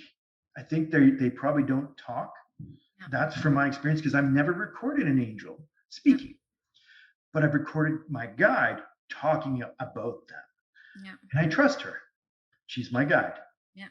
And I've been working with her throughout my life, and I record her often talking to me a lot of times. Yeah. She's absolutely there. It's not a crazy voice in my head. Yeah. And she only comes from a place of light as she speaks to Howard Carter, and love and compassion, and you'll hear it in her voice. Yeah. Even protecting me when you run into an earthbound spirit that might be not so nice. Yeah. Because one of the voices you'll hear her speaking is telling somebody to get the hell off me. Yes, that's my favorite EVP you've ever shared. It's like, Her saying, "Stay away from Shawn," right? Get off Shawn. She was pretty stern. Yeah. She's still doing it from love, but I'm Shawn's guide. I'm protecting Shawn. You better get off Shawn, because he had actually put his hands on me and had gripped my hand or whatever. I mean, this is an earthbound spirit. They can't hurt you. You're way more stronger than them. We all, all of us in our world are more connected to the light than we could ever imagine that anybody who's in an earthbound form. That's why they're scared of you. That's why often they try to scare you, is because they want you to go the hell away. They want you to leave them alone, because in their world, they're just happy. That's wherever they are. And I often will try to help them understand that they've chosen to stay here. Yes. That no matter what they've done, if they murdered somebody, whatever, I still have kindness, I have compassion, I have love, because that's the energy for which we all have come from. And I operate from that space for every person, no matter what. And I offer that to those people in a way that says, hey, you have to step out of this world, but that light is absolutely the way to go. You need to think about the people that you love. You need to think about the people that you care about, that have long moved on, that are kind of probably waiting for you. Yeah. You remember how much you used to love them, and bridging the connection with them to that light energy, to the other side, and raising their energy so then they can move into the light and move on. And I've done that successfully many times. There's not every place I go to is haunted. I know on TV they go everywhere, and there's like evil dark spirits everywhere. I think it's ridiculous. There's spirits around, and most of them are not dark or evil. Some of them are just got bad attitudes, and they're just still people. And if you approach them from that space and place, and take a recorder, might actually record them, might actually record your guide talking to them, might record your guide talking about angels helping them. They're there. This is where I don't solely my experience, my knowledge doesn't come from a book. It comes from my life and my experience and what I've learned. And maybe not everybody has the same experience as I do, and that's okay. And if they're serving people in the way they are, whether they're whatever medium who they are, or spiritualists or not, each to their own. I applaud them for being of service. And I think that's the most important part, that you are genuinely helping people. That's what mediumship is about.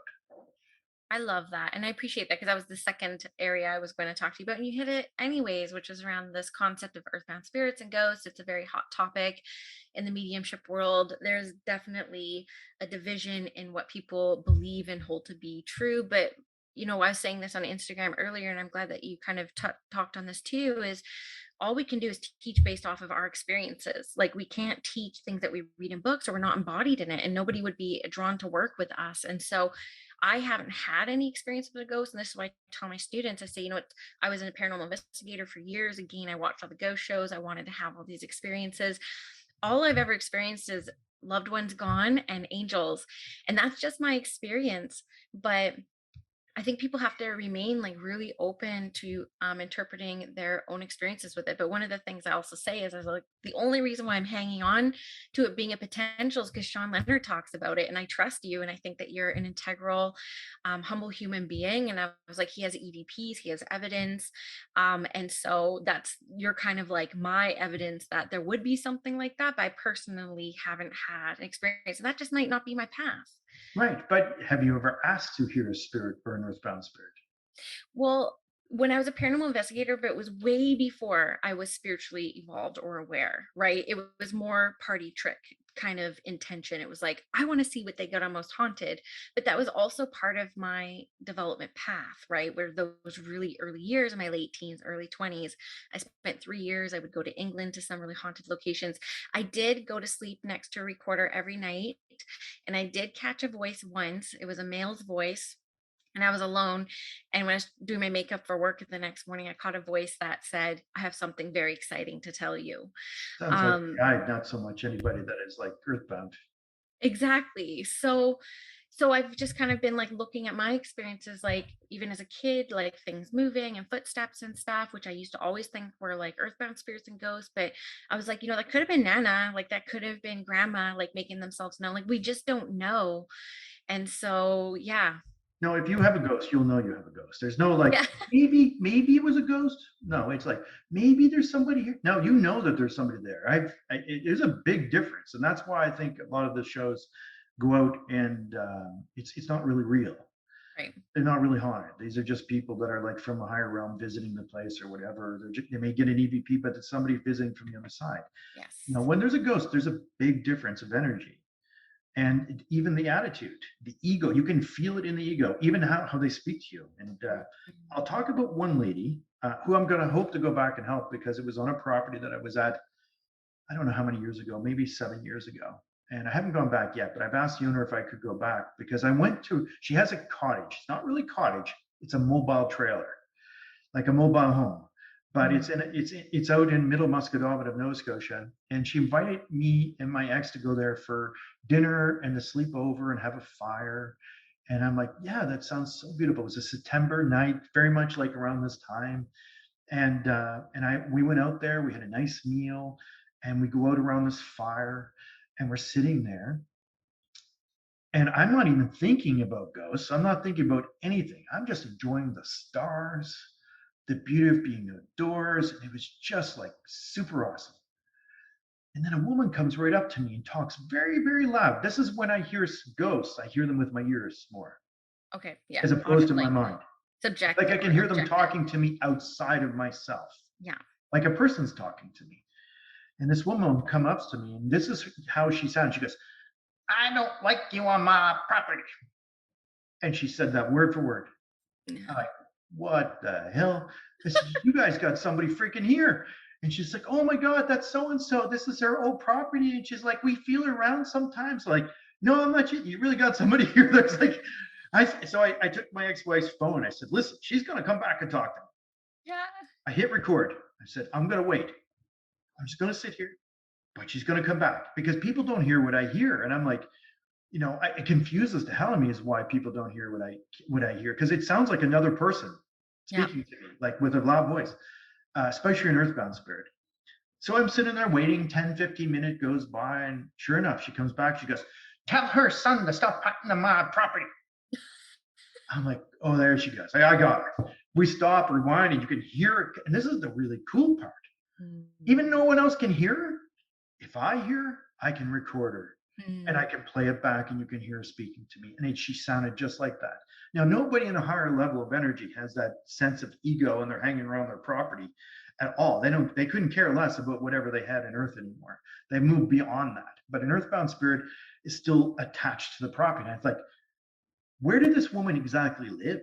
She goes, actually, her house burnt down. I said, where was her house? She goes, right where we're having the fire. I'm like, no wonder she's pissed off. We're having a fire in the place where her house used to be. That burned down. What's the odds? Like, you might want to move the fire pit. So anyway, I slept in her trailer. Now, mind you, her house wasn't in where her trailer is, in a different place. I couldn't sleep all night, because I was worried that she was going to come back and start yakking off to me in the middle of the night. Someone's going to say, didn't I tell you to leave, or whatever? So I was like, one eye open all night, because even though I know they're around, I'm not scared of them. I still want to have a good night's sleep. But she never did come back. But that's because her house was there, and I was in her space. And that's where she still resides. And I never got a chance to go back and see if I could actually speak to her and help her. So I usually, when I do stuff like that, I like to bring a few people with me that I'm teaching. that I feel have potential to move into an area like Ann Bennett or Elaine Hale or Vanessa Peck, the people, students that I have that are local, because I want to help people as much as I can understand the spirit world. Hmm. Because then when they experience it, they understand. I mean, it's nice to tell people things, but unless you experience it firsthand, it's different. And my world's a little bit different than other people's, and my understanding is a little bit different. But I mean, it's all real. I mean, it's not crazy voice in my head, or I wouldn't be able to record them talking to me. Right. Yeah. And unfortunately, that my she's my ex-wife. I don't have that recording anymore. I Mm. wish I did. I wish I got it off her phone before we had split up. But phenomenal EVP like voice. But to me, it was as loud as another person speaking to me. Yeah. And what I would tell people that are developing as mediums, going to haunted places, potentially that there might be a spirit there, you may sense them, Mhm. but talk to spirit and say, hey, I'm open to hearing you. It's okay to speak to me.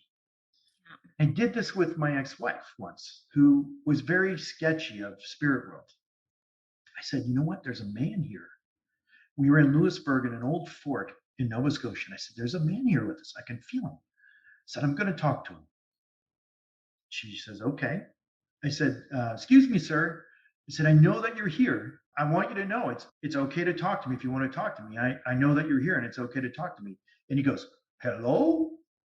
And my ex-wife just about fell down on her ass and ran, and she's like, there's got to be somebody outside. She runs outside. There's nobody there. I said, she says it's on the other side of the wall. I said, there's a moat over there, for God's sakes. There's nobody in the moat. So she runs outside looking in the moat and there's nobody in it. But she says, don't ever do that again with me there. But she heard him. Yeah. And it was, there was this guy who had this French accent and he just said, literally said, hello? I love that. You got me wanting to do EVP all over. But it's just talk to them. Yeah. They're people. Yeah.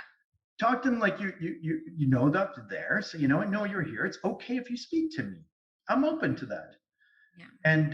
And then if they're not nice, you can move away from them, leave, smudge yourself, cleanse your energy, go about your day, send them some love if need be. But don't feel like you have to hang out with him if he's not a good fellow.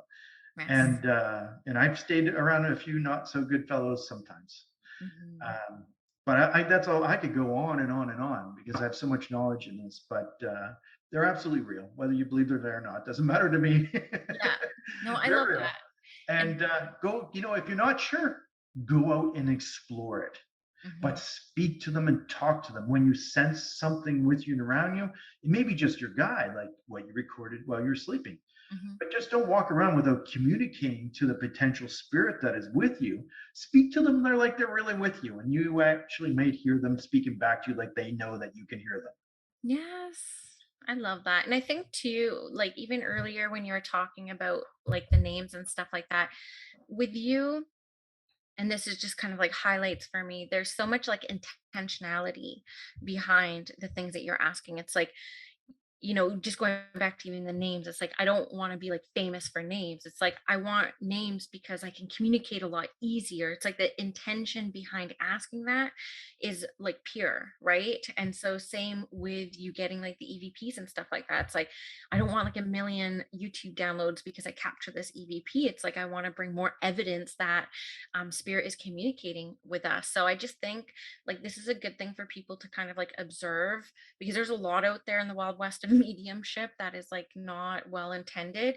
And I just think like you're just one of the most like well intended mediums I've ever met, and I can hear that even in your stories. And it's not surprising to me you get all these amazing experiences, because that's the intention that you're bringing into No, I everything you're couldn't asking care for. less about followers. It doesn't, that's not what motivates me in life in any way. I mean, follow me or not follow me, but listen to them. Yeah. And, just hear them and see what you think, Yeah. just listen to them and just, what does your gut tell you? What do you feel when you hear certain things, when my guide talks to me, or when you hear a pirate, you know, Yeah. go, like that. Love it. Well, I'm going to link this. So I would love for you to kind of tell people like all the different ways they can get to know your work, like what you have kind of going on. I'll be publishing this the day before Spirit Talker airs on TV. So I'm really excited for Sweet. that. Yeah. But yeah, just tell us how we can. You can get a hold of me at my website is the best way. I don't Okay. do any personal readings. I don't. I wish I could, but I'm just too busy in life. Yeah. You can watch Spirit Talker on APTN if you're in Canada. Yeah. And if you're in the US, watch it on aptnlumi.ca. Get a virtual, I don't know, it's virtual personal network, I think it's called, or virtual privacy network. It's a VPN. It's like NordVPN is a good. I don't get money paid for promoting NordVPN. I use it just so I can watch Netflix USA, just so you know. But my website is Shawn, SHAWN hyphen or dash, like a middle line, Leonard, LEONARD .com. I'm launching my own course in September, between September 7th and 30th. People can sign up for Spirit Talker Tribe, and I have a year-long program, which I've been so happy that you've been part of, and Yes. and one of my awesome students that I love so much, and is out there serving people in your own way, which is super cool. And you know, if anything that I taught you to help you kind of like be a greater medium, that's why I do what I do. Help people in different levels understand mediumship, understand what I've learned, and helping you step into it, even if it's just a small way, even if it's just for a family member, even if it's just for, you know, connecting to a friend for whatever reason that they may need a message, and just allowing maybe the potential possibility that you could work with that universal language of spirit, and giving something that impactfully affects another person. And that's why I teach the course. Is I can't read everybody, but there's a lot of people out there that might be able to read other people. And that's what I hope to do. I can't change the world by myself, but we can change the world if we work together in helping know that there's spirit around us. It's not meant to be fearful, that there's different levels of energy, that there's an angelic realm, that there's our guides are with us, and how to raise your energy, lower it when you're not working, how to set boundaries, and then understanding that how to work with that the psychic language. Yeah. And so if you want to join that, that'd be awesome. I'm doing free teachings in my Spirit Talker Tribe interest group for the whole month of September. And then after that, I serve all my students, and that's what I give all my attention to. And again, that's what I said I'm most proudful of is being able to help people, you know, develop.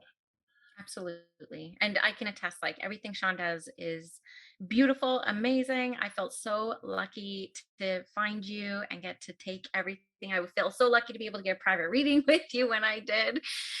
So thank you. And I'll have links to everything within the show notes as well. So you guys can quickly go to his website, his interest group, and the Spirit Talker Tribe and all that fun stuff. And of course, his book and TV show as well. So Shawn, it's so sad to let you go because I could talk to you for like 5 or 6 hours, but thank you so much for coming on Spirit School. Tell your husband I said sorry. I don't know. It'll be okay. He's used to it now after so many years.